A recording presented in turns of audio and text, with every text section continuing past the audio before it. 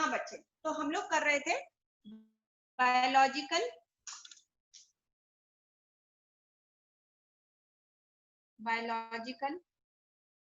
Control of paste and disease.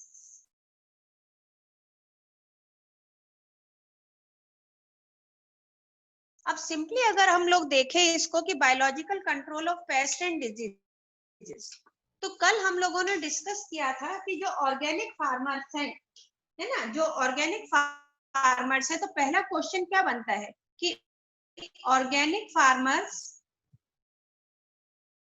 Does not want to eradicate the pest but want to keep it at manageable level। ये question बेटा board में आता है कि जो organic farmers होते हैं वो पेस्ट को इरेडिकेट नहीं करना चाहते। इरेडिकेट का मतलब होता है कंप्लीटली फिनिश नहीं करना चाहते, बल्कि उनको मैनेजेबल लेवल पर रखना चाहते हैं। ठीक है, अब किस लिए मैनेजेबल लेवल पर रखना चाहते हैं, उसके लिए, तो उसके लिए अगर हम कहें तो आंसर आएगा कि भाई the organic farmer does not want to eradicate the pest, है ना, बिकॉज पहला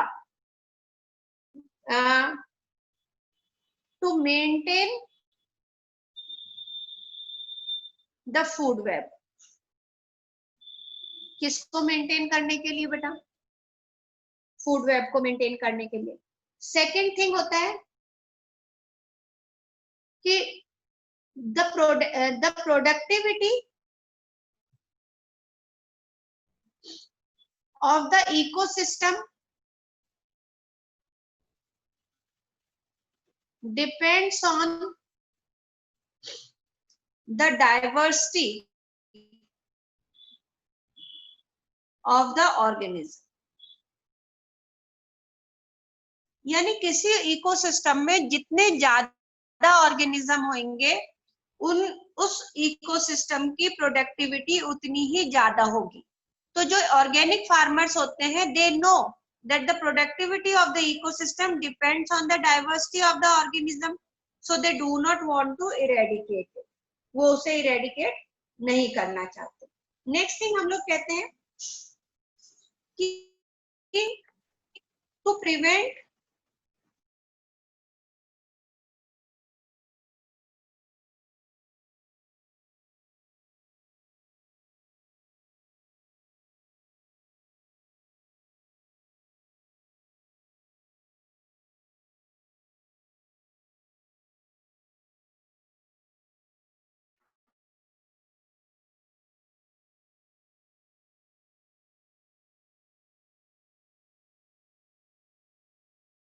यहाँ पे बात करें, मेरी साउंड आ रही है आप लोगों को क्लियर? ओके, तो to prevent from the exotic species, यानी एक्सोटिक स्पीशीज को वो इन्वेजन से प्रोटेक्ट करते हैं अगर डाइवर्सिटी हुई तो उस जगह की, इसलिए दे जस्ट वांट। एंड चौथा चीज होता है दे want to maintain predator। Ma'am इन्वेशन का मतलब क्या होता है? बताती हूँ, प्रेडेटर प्रे रिलेशनशिप। बेटा इन्वेजन का मतलब होता है एंट्री, यानी कोई आपके एरिया में घुस जाए, एंट्री कर जाए, उसके लिए वर्ड यूज होता है इन्वेजन। हम कहते हैं ना कि जो मुस्लिम्स लोग थे वो इन्वेडर्स थे। इन्वेडर्स मतलब हमारे यहाँ के नहीं थे, वो हमारे इंडिया में जबरदस्ती एंटर कर गए, तो वो होती है इन्वेजन, है ना। तो एक्सोटिक स्पीशीज अधिकतर तभी इन्वेड कर पाती है जब वहां की डाइवर्सिटी कम हो, क्योंकि उनको कंपटीशन नहीं मिल पाता है। जब कंपटीशन नहीं मिल पाता है तो वो ज्यादा सरवाइव कर जाते हैं। तो ये चीज एक रीजन आ जाता है, इसलिए। अच्छा, पांचवी चीज to control the water and soil pollution by minimizing or by not using chemical, pesticide and insecticide, यानी वो केमिकल, पेस्टिसाइड और इंसेक्टिसाइड्स को यूज नहीं करते जिससे कि वाटर पॉल्यूशन नहीं होता। ये सारी चीज आती है कि भाई why the organic farmer do not want to eradicate the pest but keep it at manageable level. अब इसका मतलब ये है कि जो ऑर्गेनिक फार्मर होगा उसको किस किस चीज की नॉलेज होनी चाहिए, उसको किस किस चीज की नॉलेज होनी चाहिए। तो ऑर्गेनिक फार्मर को नॉलेज होनी चाहिए, पहली चीज, the organic farmer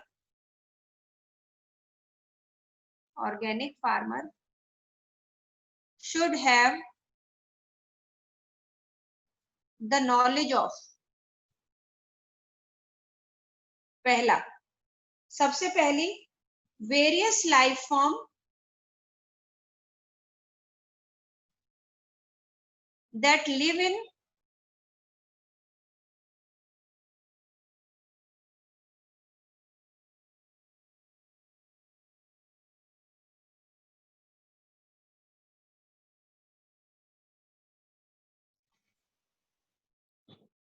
first various life form that live in that area, कि अलग अलग तरह के लाइफ फॉर्म जो उस एरिया में रहते हैं उसकी नॉलेज होनी चाहिए बेटा। दूसरी चीज, the predator of the paste, इसको ध्यान से समझना बेटा, उनको ये नॉलेज होनी चाहिए कि अगर इस क्रॉप का ये पेस्ट है तो इस पेस्ट का प्रेडेटर कौन है, यानी इस पेस्ट, देखो बेटा हर किसी में प्रेडेटर प्रे रिलेशनशिप होता है, हु ईट्स हुम, कोई ना कोई किसी ना किसी को खाता है, अगर खाता नहीं है तो उसके ऊपर पैरासाइट्स होते हैं, है ना। तो यहाँ पे उसको ये नॉलेज होनी चाहिए कि ठीक है ये पेस्ट है जो हमारी फील्ड को या हमारी क्रॉप को नुकसान पहुंचाएगा, लेकिन उसको ये भी पता होना चाहिए कि इस पेस्ट को खाने के लिए कौन से दूसरे एनिमल है जो उस पर अटैक कर सकते हैं। तो हम उन एनिमल्स को इंट्रोड्यूस करवा दें। अभी हम पढ़ेंगे कि किस तरह से ड्रैगन फ्लाई को और लेडी बर्ड बीटल को यूज किया जाता है फॉर किलिंग द एफिड्स और मस्किटोज। तो the predator of the paste, उसकी नॉलेज होनी चाहिए कि इस पेस्ट का प्रेडेटर कौन है। थर्ड थिंग आ जाता है life cycle of the paste, कि पेस्ट की लाइफ साइकिल क्या है, कब अंडे देता है, कहाँ एग ले करता है, तो हम मैन्युअली उन एग्स को भी निकाल के डिस्ट्रॉय कर सकते हैं। उस एग्स के ऊपर फीड करने वाले कौन एनिमल्स हैं उनको हम इंट्रोड्यूस करवा सकते हैं। तो life cycle of the paste. चौथी चीज, pattern of feeding, and the habitat they prefer. इस क्वेश्चन के आगे मैं इंपॉर्टेंट इसलिए लगा रही हूँ, ये क्वेश्चंस वो क्वेश्चंस हैं जो आपको 90 से 94, 95 तक डिसाइड करता है। अगर देखा जाए, मैं आपको पहले भी बता देती हूँ, जो क्वेश्चन आपको देखने से लगे अरे ये तो इतना सिंपल है, इसको तो हम अपने मन से भी बना के लिख लेंगे, उस चीज का ध्यान रखना, उसमें आपको कभी पूरे नंबर नहीं मिलेंगे। जो क्वेश्चन आपको लगता है कि मन से बना सकते हैं उसको जरूर से रट के जाना, ये रटने वाला क्वेश्चन है बेटा, कि ऑर्गेनिक फार्मर को क्या नॉलेज होनी चाहिए to keep the pest at a manageable level.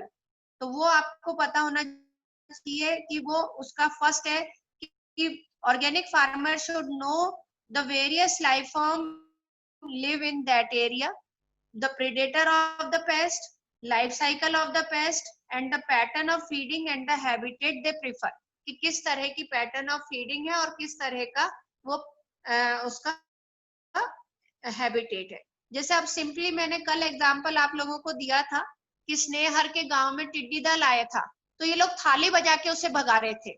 थाली बजा के भगाना is a method of organic farming. नहीं तो क्या कर सकते थे बेटा, पेस्टिसाइड का स्प्रे भी कर सकते थे ना कि भाई टिड्डी आएगी और पेस्टिसाइड का स्प्रे करेंगे और मर जाएगी। नहीं, वो थालियां बजाई, थाली बजा के, क्योंकि उनको पता था कि ये पैटर्न है, अगर हम इस तरह से बजाएंगे तो ये यहाँ पे नहीं रुकेंगी। तो वो पैटर्न हो जाता है कि किस तरह का उनका एरिया है, किधर रहते हैं, कैसे हम उनसे गेट रेड हो सकते हैं। तो वो चीज आ जाती है, organic farmer should know this things. अब हम लोग आते हैं कि बायोलॉजिकल पेस्ट कंट्रोल कैसे किया जाता है। ये तो था कि भाई क्यों कंट्रोल बायोलॉजिकली करना चाहिए। तो नेक्स्ट जो हमारा आता है, तो सबसे फर्स्ट एग्जांपल, इसमें मैं इंपॉर्टेंट इसलिए लेके चल रही हूँ क्योंकि अब हमारे पास क्वेश्चन लेसन कम हो गए हैं बेटा, तो automatically number of question her lesson में से ज्यादा आएंगे। तो हर लेसन में से ज्यादा आएंगे तो हर टॉपिक इंपॉर्टेंट होने लग जाएगा। तो सबसे पहला एग्जांपल आता है कि जो लेडी बर्ड बीटल होती है, लेडी बर्ड बीटल, ठीक है, ये बेटा इसके ऊपर छोटी छोटी से बीटल होते हैं, खेतों में तो बहुत ज्यादा मिलते हैं। इनकी बॉडी पर छोटे छोटे रेड और ब्लैक कलर की dot dot dot dot present होते हैं, पोल का डॉट जैसे, उसे लेडी बर्ड बीटल कहते हैं। तो ये जो लेडी बर्ड बीटल होती है, ये बेटा किसके ऊपर फीड करती है? They feed on the aphids. और एफिड्स बेटा आपकी जो ब्रेसिका फैमिली है, यानी कि सरसों पर अटैक करते हैं। तो जिस बच्चे ने देखा हो सरसों के टिप पर बहुत छोटे छोटे से सफेद सफेद से कीड़े होते हैं, वो उसका सारा सैप सक कर जाते हैं और बाद में वो प्लांट की यील्ड कम हो जाती है। तो लेडी बर्ड बीटल किसके ऊपर फीड करती है बेटा? Feed on aphid. दूसरा एग्जांपल मैं लूं तो ड्रैगन फ्लाइज। ड्रैगन फ्लाइज हम जिनको हेलीकॉप्टर कहते हैं बेटा सिंपल लैंग्वेज में, तो ड्रैगन फ्लाइज जो होते हैं they use for getting rid from the mosquitoes. अब आप कहोगे मैम मॉस्किटो हमारे पेस्ट मतलब क्रॉप पर थोड़ी ना है। बेटा यहाँ पे हम बायोलॉजिकल कंट्रोल ऑफ पेस्ट है, तो अगर मॉस्किटो हमारे अंदर डिजीज कॉज कर रहे हैं तो हमारे लिए मॉस्किटो भी पेस्ट है। जरूरी नहीं कि क्रॉप से ही बचाओ, हम अपना भी बचाव कर रहे हैं। तो dragonflies is use to feed on mosquito. तो हम लोग ड्रैगन फ्लाई को इंट्रोड्यूस करवा सकते हैं सराउंडिंग में। इंट्रोड्यूस कैसे? लाके नहीं छोड़ेंगे, अगर हम वहां पे डाइवर्सिटी ज्यादा रखेंगे तो ही तो ऑटोमेटिकली वो रहेंगे वहां पे। तो ये चीज आ जाता है बेटा। इसके अलावा सबसे बेस्ट एग्जांपल जो होता है वो होता है बेटा बैसिलस थ्रुएंजिनेसिस। बैसिलस थ्रुएंजिनेसिस। बैसिलस थ्रुएंजिनेसिस नाम सुना हुआ है आप लोगों ने, बीटी कॉटन हमने पढ़ा था बायोटेक्नोलॉजी में, है ना, जिसमें मैंने तुम्हें पूरी स्टोरी भी बताई थी। जब तक बायोटेक्नोलॉजिकली बीटी कॉटन, हाँ बीटी कॉटन या बीटी ब्रिंजल डेवलप नहीं किया गया था, उससे पहले यानी पुराने जमाने से ही बैसिलस थ्रुएंजिनेसिस को फार्मर्स यूज कर रहे थे। कैसे यूज करते थे बेटा? जैसे आप देखते हो ना कि कई शैम्पू के पाउच आते हैं, छोटे छोटे से 2 रुपए के आते हैं या 5 रुपए के, मुझे याद अभी तो नहीं पता, पहले तो 2 के आते थे। तो छोटे छोटे पाउचेस आते हैं, उन पाउच में शैम्पू होता है। अपन थोड़ा सा अपने कई भाई कई जाते हैं घूमने फिरने, तो हम लोगों को कोशिश करना चाहिए पाउच में ही लेके जाओ, क्योंकि वन टाइम यूज है, यूज करा थ्रो इट, कैरी नहीं करना पड़ता। तो उसी तरह से ये बैसिलस थ्रुएंजिनेसिस जो बैक्टीरिया है, ये क्या है बेटा? बैक्टीरिया। इसके स्पोर्स, बैक्टीरिया के स्पोर्स मिलते हैं किसमें बेटा? पाउच में। उन स्पोर्स को क्या करा जाता है? उन स्पोर्स को डिसॉल्व कर दिया जाता है इन वाटर। एक बकेट ले ली, उसमें वाटर डाला, वाटर में ये स्पोर्स डिसॉल्व कर दिए। डिसॉल्व करने के बाद में उसको स्प्रिंकल कर दिया जाता है ऑन क्रॉप। अब क्रॉप पर स्प्रिंकल कर दिया बेटा, जब क्रॉप पर स्प्रिंकल कर दिया और अगर उस क्रॉप पर फीड करा किसने बेटा, इफ इंसेक्ट या फिर उसके लार्वा ने फीड ऑन दैट क्रॉप, अगर उसने फीड करा इस क्रॉप पर, तो बेटा वो उसके जो स्पोर्स हैं वो फटाफट से किसमें कन्वर्ट हो ही जाते हैं, क्योंकि पानी में डिसॉल्व करा है तो वो अब बैक्टीरिया में कन्वर्ट होगा, क्योंकि पानी मिल गया तो फेवरेबल कंडीशन मिल गई। फेवरेबल कंडीशन मिलते ही अब क्या होगा, that bacteria enter in the gut of insect, या फिर उस लार्वा के गट में चले जाएंगे। और आपको पता ही है ये एक स्पेशल प्रोटीन बनाते हैं, क्या नाम था बेटा, वो क्रिस्टल प्रोटीन, क्राई प्रोटीन। और वो क्राई प्रोटीन उनकी गट में क्या कर देता है बेटा, परफोरेशन यानी छेद कर देता है, जिसकी वजह से इंसेक्ट डाई। तो bacillus thuringiensis is used as a biological pesticide to kill the insect which feed on the crop। तो जो क्रॉप पर फीड करने वाले इंसेक्ट है उनको वो किल कर देता है। And this is how the number of the insect can be kept at a manageable level. एक चीज, एक एडवांटेज। दूसरा एडवांटेज क्या है बेटा, मैंने आप लोगों को कल भी बताया था कि यूजुअली पेस्टिसाइड जो होती है वो इनडिस्क्रिमिनेट किलिंग करती है, यानी वो सबको, जो यूजफुल इंसेक्ट है उसको भी मारेगी, जो हार्मफुल इंसेक्ट है उसको भी मारेगी। तो बेटा हार्मफुल को मार रही है ठीक है, यूजफुल को मार रही है वो तो नुकसान है। लेकिन ये बैसिलस थ्रूएंजिनेसिस, इसके लिए ध्यान से सुनना, मैंने अब क्या वर्ड बोल रही हूँ। ये जो बैसिलस थ्रूएंजिनेसिस है ये एक स्पीशीज स्पेसिफिक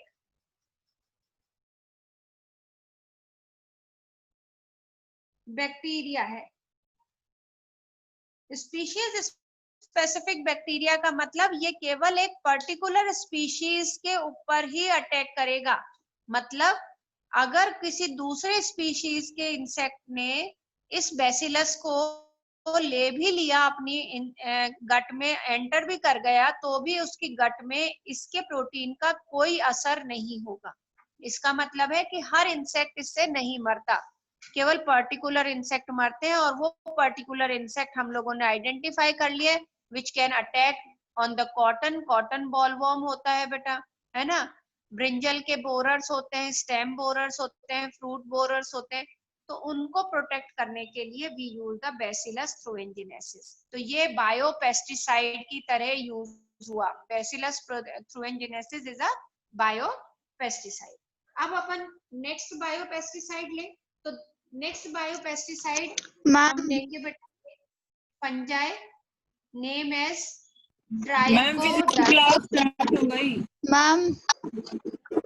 ओके बेटा, okay okay okay okay then चलो बाय बेटा, टुमारो 7 o'clock। ओके बाय बेटा।